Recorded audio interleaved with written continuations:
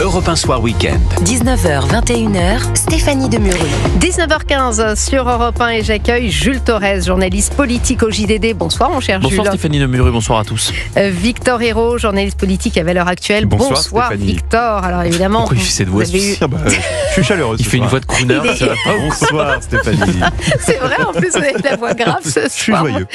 Il n'y a pas de quoi. Non. Non. Alors, franchement. Mais faut garder le moral, si. Oui, parce que, je sais pas, écoutez, vous êtes peut-être le seul en France à être joyeux. C'est avec parce qu'on est dans ce plateau, Stéphanie. Oui, c'est ça, c'est de me voir, j'imagine. Exactement. Non, parce que là, il fallait le faire quand même pour être joyeux après cette séquence parlementaire assez désastreuse, en tout cas. Enfin, moi, je le pense. Sébastien Lecornu, en tout cas, échappé à la censure, mais à quel prix? Celui de renier les promesses d'un exécutif qui avait pourtant écarté toute hausse d'impôts et dont la seule mesure significative du second quinquennat était la réforme des retraites, séquence à l'issue de laquelle le parti LR ressort fracturé et puis assez illisible, il faut bien le dire. Bonsoir François-Xavier Tchécoli. Bonsoir. Vous êtes député droite républicaine de la Haute-Corse. Ça ne doit pas être facile d'être républicain en ce moment. Comment ça va ? Non, écoutez, ça va.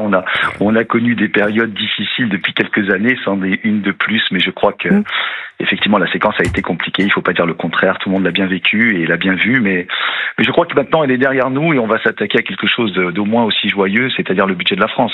Vous êtes optimiste derrière vous, parce que c'est vrai qu'on a du mal à comprendre un petit peu ce qui se passe chez les Républicains. On a beau suivre l'actualité, les opinions changent, les injonctions. C'est vrai qu'il y a beaucoup d'électeurs certainement républicains qui se sentent trahis. On va en parler. En tout cas, vous faites partie des 3 députés droite républicaine qui ont voté pour la motion de censure déposée par le RN contre le gouvernement Lecornu. Une décision, vous dites, prise en responsabilité, mais pour l'exécutif, la responsabilité, c'était justement le mot utilisé pour éviter l'instabilité. Pour eux, vous avez clairement agité le chaos.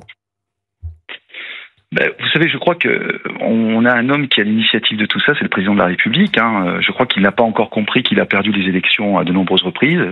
Je crois qu'il n'a pas encore compris que les Français veulent du changement.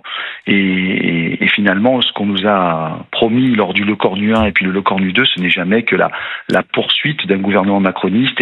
Et finalement, c'est ça qui devenait intenable pour les gens que je qualifierais de responsables que nous sommes. C'est-à-dire qu'à un moment donné, continuer, alors que l'on sait très bien que c'est le président de la République qui finalement dirige le pays, c'était devenu tout simplement impossible. Je crois que c'est le début, en tout cas, de cette prise de conscience, et puis bien évidemment le discours de politique générale qui n'a rien arrangé. Alors vous dites macroniste, clairement aujourd'hui, pour vous, c'est un budget de gauche qui attend les parlementaires? En tout cas, vous savez, ce qui est grave, je crois, avec le Premier ministre, c'est qu'il a déjà cédé au chantage. Voilà, il a déjà cédé au chantage du PS, d'où on peut aussi considérer que le PS a sa première victoire en la matière, puisque c'est eux qui ont réussi quelque part à marquer au fer rouge ce premier budget. Comme vous l'avez dit également, revenir sur une réforme des retraites qui n'était pas parfaite, mais encore une fois, que le gouvernement d'Elisabeth Borne avait porté. On avait fait un peu son fleuron. Et tout ça dans un contexte économique désastreux. On voit bien qu'aujourd'hui, la raison a quitté le gouvernement et que finalement, il est à peu près prêt à tout pour survivre. C'est moi, en tout cas, c'est les conclusions que j'en tire. En tout cas, vous estimez avoir pris vos responsabilités. Vous étiez assez isolé. Pourquoi vous avez clairement décidé de voter en faveur de cette motion de censure du RN ?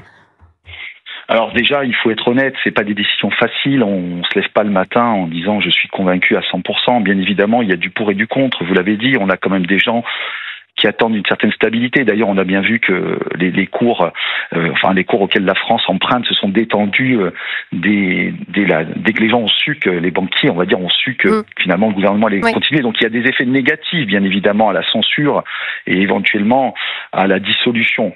Mais à l'arrivée, on peut pas continuer à accepter n'importe quoi. Et je crois que c'est là où chacun a eu à se prononcer en faisant la balance du positif et du négatif. Et pour ma part, je vous avoue que le phénomène déclenchant, ça a vraiment été le discours de politique générale. Rien sur le régalien et notamment la sécurité, rien sur l'immigration, 2 mots sur la valeur travail, parce qu'il fallait bien l'aborder.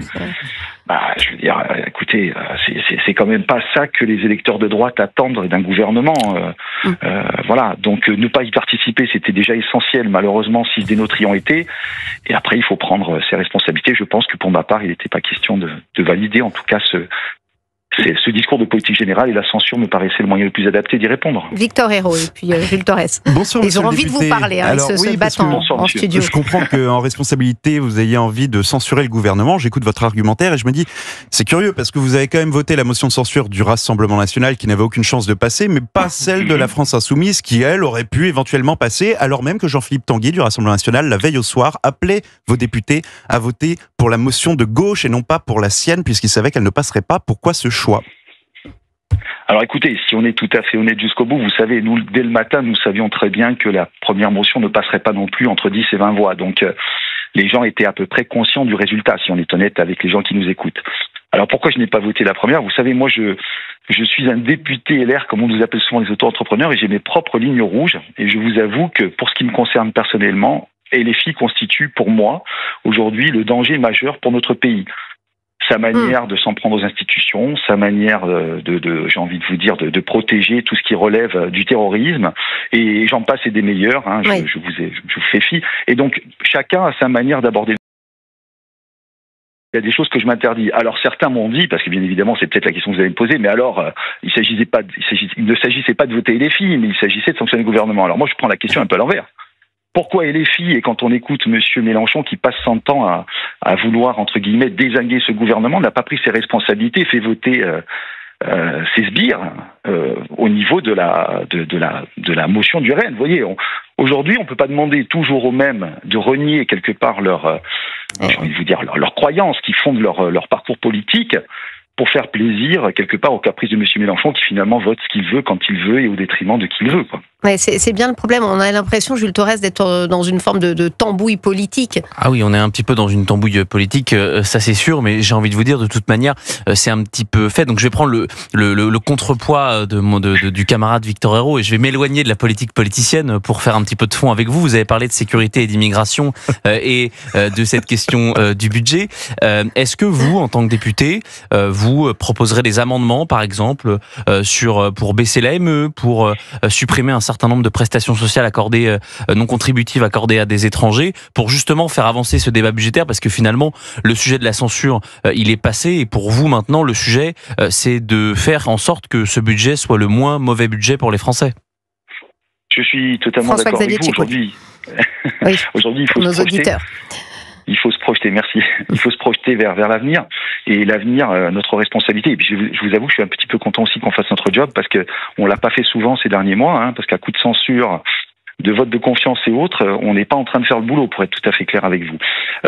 Aujourd'hui, bien sûr qu'il y a des éléments majeurs qui doivent marquer notre position. Alors, dans le désordre, vous avez commencé par le régalien, bien évidemment qu'il faut revoir l'AME. Alors, on va encore nous opposer que ça ne coûte qu'1,7 milliard d'euros par an, mais commençons par envoyer des messages. Enfin, Roland Lescure a déjà dit, en tout cas, que c'était pas au programme, que c'était une question de santé publique.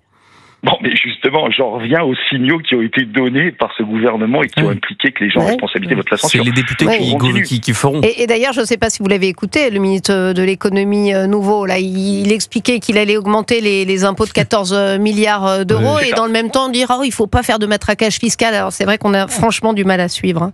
Écoutez, moi j'ai quand même des éléments qui m'ont marqué ces derniers jours. Hein. Alors il y en a tous les jours, mais ces derniers jours en particulier. D'abord, on a vu les résultats de la fiscalité et de l'effort qui a été demandé aux Français, notamment entre 2024 et 2025. Vous avez vu comme moi que les impôts ont énormément augmenté, hein, ces fameux plus de 15 milliards, mais on a vu que de la même façon, le train de vie de l'État et notamment ce qu'il coûte, lui, n'a quasiment pas bougé entre 2024 et 2025. Donc je traduis, on demande des efforts aux Français, on n'en fait aucun au niveau gouvernemental. Vous avez vu aussi cette étude qui est sortie où on estime que le coût de l'aide à l'Algérie serait chiffré, je parle sous votre contrôle, à environ 2 milliards d'euros par an. Exactement, et le rapport Rodwell le fait. Par an, me semble-t-il. Bon, et quand vous avez un gouvernement algérien qui passe sa vie, mais je ne vais pas être grossier, mais enfin, vous savez ce qu'il pense des Français et quelle est la traduction de ses discours, enfin, pas du gouvernement, enfin, pas des Algériens, mais du gouvernement. On voit bien qu'aujourd'hui, il y a des sources d'économie immédiates à trouver. Vous l'avez dit aussi, la valeur travail. Alors la valeur travail, c'est quoi ? C'est revenir un petit peu à ce que Sarkozy avait fait sur les heures supplémentaires. Aujourd'hui, les salariés, eux, ont un avantage, mais les patrons n'en ont pas. Donc que font les patrons ? Il ne faut pas faire d'heures sup. On ne fait pas travailler le pays. D'ailleurs, c'est en ligne de mire, ces avantages-là. Ça fait partie des niches qui sont dans le viseur, clairement, aujourd'hui. Et puis d'ailleurs, vous qui êtes auto-entrepreneur, vous disiez, idem pour la TVA, elle va aller au-delà maintenant des fameux 37 000 et quelques euros. Donc c'est vrai qu'on cible aussi les entreprises. Honnêtement, on se demande, on a une partie de la réponse avec les concessions qui ont été faites au Parti socialiste. On se demande quelle est la ligne Je reviens également sur la réduction du train de vie de l'État. Vous savez, on passe notre temps à parler de ces 1000 agences qui coûtent environ 80 milliards d'euros par an. Vous avez vu ce qui s'est passé en un an ? Rien. Et je peux vous dire que nous, par exemple, un exemple simple, je suis membre de la commission du développement durable. Nous avions porté la demande de faire disparaître certaines agences. Il ne s'agit pas de dire n'importe quoi et de dire qu'elles sont toutes inutiles. Eh bien, je peux vous dire que qui a voté contre et qui l'a emporté ? La gauche, avec l'appui d'une bonne partie du bloc Macron. En tout cas, c'est sûr qu'il faut leur reconnaître qu'ils ont bien joué, la gauche. Victor Ayrault. Monsieur le député, on l'a compris, la copie du budget de la Sécu passera donc par l'Assemblée, la moulinette de l'Assemblée, puis du Sénat, peut-être d'une commission mixte paritaire in fine, et puis reviendra à l'Assemblée en dernière instance. Ma question est simple. S'il figure sur cette dernière copie budgétaire la suspension de la réforme des retraites, est-ce que vous voterez pour ce budget ? Qu'importe le reste, est-ce que c'est une ligne rouge pour vous ou pas ? François-Xavier Ceccoli. Alors écoutez, déjà, je ne vois pas comment tout ça va passer entre les mailles du Sénat, pour être tout à fait clair avec vous, dans un premier temps. Je pense que les sénateurs sont aussi des gens constructifs, responsables, les sages de notre société. Vous avez entendu Claude Malhuret faire d'ailleurs un discours assez remarquable avec pas mal de punchlines, clairement promettre à Sébastien Lecornu qu'il l'aiderait sur ces points-là, justement. Précisons peut-être que si la commission mixte paritaire n'est pas conclusive, à ce moment-là, il faut expliquer pour nos auditeurs, c'est la copie initiale qui finit devant l'Assemblée. Là, il y a un dernier vote, donc, avec la suspension de la réforme des retraites inscrite dedans. Oui. Vous avez tout à fait raison, mais effectivement, ça ne pourrait de toute façon se terminer que comme ça, parce qu'encore une fois, et c'est toujours un plaisir d'écouter M. Malhuret, mais je ne vois pas comment les sénateurs... D'ailleurs, j'assiste aussi à quelque chose d'extrêmement nouveau en la matière. C'est le parti d'Hervé Marseille, notamment les sénateurs, qui jusqu'à présent étaient un allié assez indéfectible du président de la République et qui, lors des dernières déclarations, m'ont semblé, en tout cas, aussi assez remontés contre la tournure que prendraient les éléments. Vous savez, moi, cette réforme des retraites, je suis très honnête avec vous, je n'étais pas député à l'époque. Je suis pour un rallongement de la durée de cotisation, je suis pour un effort de salariés, mais je vous cache pas que je suis un député assez social tout en étant à droite. J'aurais aimé qu'on mette un peu aussi le capital à contribution. Donc, vous voyez, je vais pas vous dire, je suis un amoureux fou de la réforme, mais très sérieusement, en responsabilité, est-ce que vous pensez que c'est le moment, dans la situation économique que connaît la France, non pas de chercher des sources d'économie, mais de chercher des sources de dépenses. C'est vrai que c'est une réforme qui n'est pas populaire auprès des Français. Mais merci en tout cas, François-Xavier Ceccoli, député droite républicaine de la Haute-Corse. Bon courage avec vos petits collègues LR. En plus, en Corse, je crois que vous êtes le seul à avoir voté contre la motion de censure. C'est bien ça. Ça va faire merci Victor. Ça va faire du débat.